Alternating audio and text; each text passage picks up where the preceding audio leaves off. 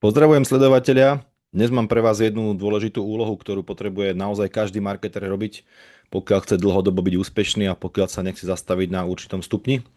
A skôr než sa k tomu dostanem, tak samozrejme chcem vám povedať, že túto aktivitu vždy robím v nedeľu, preto aj toto video vysielam v nedeľu a mám to už roky zaužívané, možno viac ako 15 rokov a dá sa povedať, že je to také malé know-how, ako mi to celé funguje.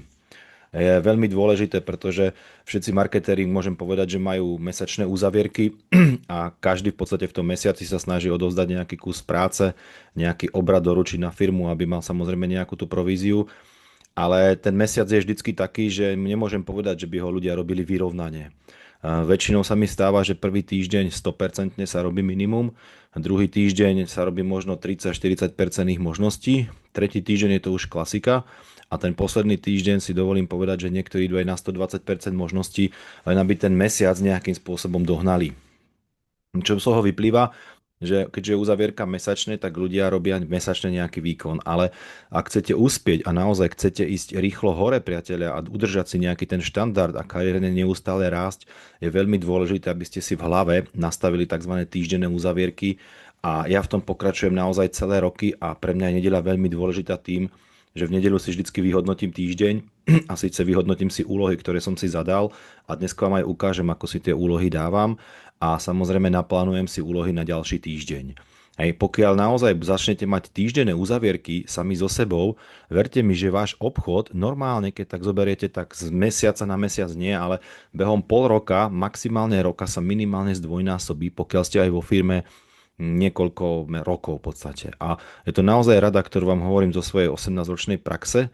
Snažím sa ju samozrejme nainštalovať proste aj svojim manažérom, ale nie všetci to chcú a nie všetci ma rozumejú. A preto nechajte si poradiť, nech už robíte akýkoľvek sieťový marketing. Nedeľa je uzavierka týždňa a naozaj snažím sa každý jeden týždeň uzavrieť tak, aby som si na konci mesiaca alebo na konci roka mohol povedať, že naozaj som dal do toho všetko. Takže prvé, čo si vyhodnocujem v tomto týždni, sú úlohy, ktoré sú pre mňa najdôležitejšie. Úlohy, ktoré mi okamžite zarábajú peniaze, tak samozrejme je predstavenie nášho obchodu novým ľuďom a už nech už to predstavenie skončí akokoľvek, či už to skončí registráciou daného človeka do systému alebo predajom nejakých produktov, ale pre mňa je najdôležitejšie vyhodnotiť si v nedeľu, že koľko som za tento týždeň takých stretnutí mal. Hej, či ich bolo 7, 9, 12, 15. A je proste koľko sa mi za tých 7 dní podarilo takýchto nových stretnutí a nových ľudí oboznámiť s firmou, s ktorou pracujem, alebo pre ktorú robím, alebo s mojou firmou, ako si to už zoberiete. A to je to úplne prvé a kľúčové. Potom samozrejme si môžem povedať aj koľko som urobil tzv. Rozbehov alebo motivačných rozhovorov. To znamená rozbehov, myslím, že s koľkými ľuďmi som sa stretol, ktorí sú po registrácii a ukázal som im, čo a ako majú robiť, ako sa prihlásia na stránku, ako spravia prvé kroky. To si vyhodnotím. Potom si vyhodnotím, s koľkými ľuďmi alebo svojimi manažermi som bol osobne a namotivoval som ich. Také nejaké tretie vyhodnocovanie. Samozrejme potom sa pozriem, aké školenia som robil tento týždeň, či už boli online alebo offline. No a samozrejme v neposlednom rade sa musím pozrieť, ako som pracoval na sebe, či som naozaj prečítal nejakú tú knihu, alebo koľko z knihy, alebo nejaký podcast, alebo koľko som vydal videí. No a samozrejme také posledné, čo som urobil pre seba, to znamená, že či som cvičil, či som si bol zabehať, či som bol vo wellnesse a proste čo som urobil pre seba. Takže toto je také moje tajomstvo. Samozrejme dneska je nedeľa, čiže dneska je veľmi dôležité si vyhodnotiť, alebo respektíve naplánovať, vyhodnotené už máme, naplánovať ďalší týždeň, ktorý je pred nami. Pozrieme sa, máme pred sebou 7 dní, samozrejme najskôr sa musím pozrieť, či niektorý z tých dní niekde neplánujem nejak proste byť mimo, hej, či už dajme tomu sú prázdniny a môžete mať niekto syna doma zo škôlky, čiže môžete robiť len istý čas, možno kým sa nevráti manžel alebo manželka a potom môžete ísť na stretnutia, alebo máte nejaké iné povinnosti, návštevu lekára alebo niečo podobné, ale pokiaľ máte pred sebou naozaj normálnych 7 dní bez toho, že by ste museli niekam odísť, tak je veľmi dôležité si dať sám pre seba nejaké tie plány. Pokiaľ chodím do práce a naozaj veľkú časť dňa vymieňam za peniaze pre niekoho iného a chcem s tým jedného dňa skoncovať, tak si musím dať plán aspoň jedno nové stretnutie po robote. Hej, pokiaľ by som mal 12 alebo 16 alebo nejaké také dlhšie smeny, tak potom keď mám tie dni voľna, tak to musím nejak napraviť. Ale ak chodíte do práce, tak naozaj ten týždeň, či sa vám to pozdáva alebo nepozdáva, potrebujete spraviť 5 až 7 nových stretnutí, pretože potrebujeme mať určitý počet za ten rok, aby sme naozaj z tej práce do roka mohli odísť. Hej, takže ak chodím do práce, tak si naplánujem 5 až 7 nových stretnutí.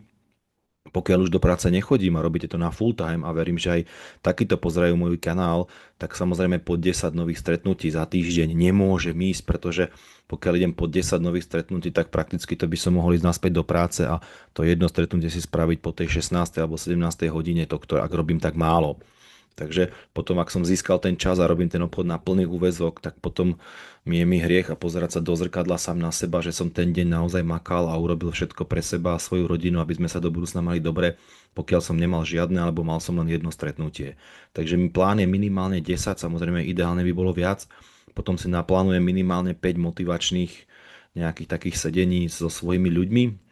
Hej, veľakrát si musím plánovať bohužiaľ aj kilometre, kde pôjdem, ktorým smerom pôjdem, hej, oboznámiť s tým svojich manažerov, aby mi dohodli nejaké tie obchodné stretnutia, či už pre nich, alebo aby som im vedel pomôcť namotivovať ich existujúcich ľudí. Určite si pozriem, ako mi vychádzajú semináre, ktoré dni mám robiť, či už nejaký online, alebo máme offline seminár a určite si vyberiem z poličky.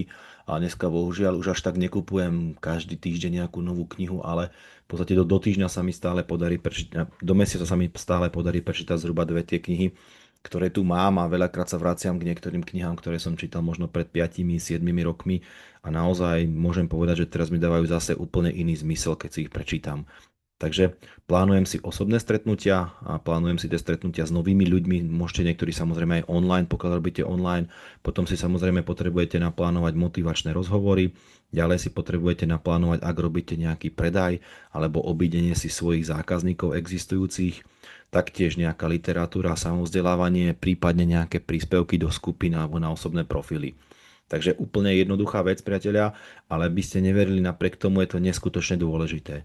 Pokiaľ by ste v tento rok mali mesto 52 a mesto 12 uzavierok, tých uzavierok 52, priatelia, verte mi, že by ste oveľa lepšie k tomu pristúpili. Určite úplne inak by vyzerali vaše prvé týždne v mesiaci, ako vyzerajú teraz, pretože keď si zoberiete, to je 12 týždňov, ktoré si dovolím povedať, že väčšina z mojich ľudí to jednoducho nejakým spôsobom prejdu len tým týždňom a veľakrát si môžu tak vyhodnotiť jedno, dve stretnutia do týždňa, ak vôbec.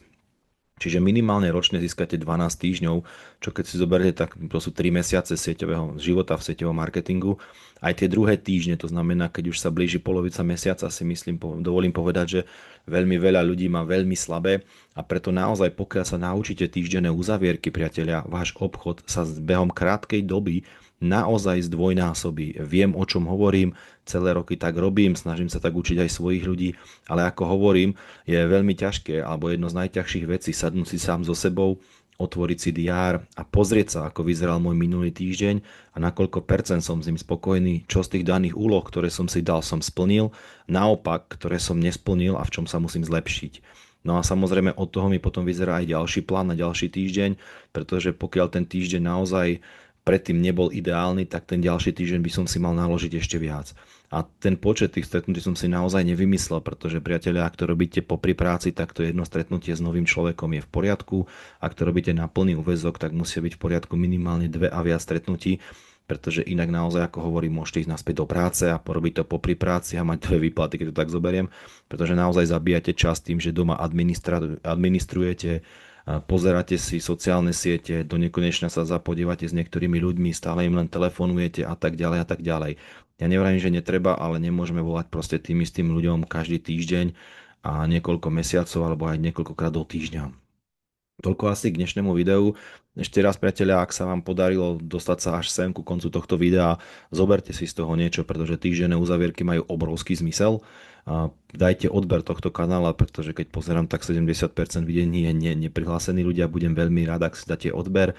Ak dáte like, ak sa vám to video páčilo a v niečom vás posunulo a pokiaľ naozaj niekto robí týždenné uzavierky, budem veľmi rád, že by sa niekto ozval do komentára a pokiaľ ste dopozerali do konca, tak vás poprosím 3 jednotky, aby to som videl, že to video malo zmysel až do konca, aby som videl, že ste naozaj dopozerali a tým pádom sme niečo sa naučili.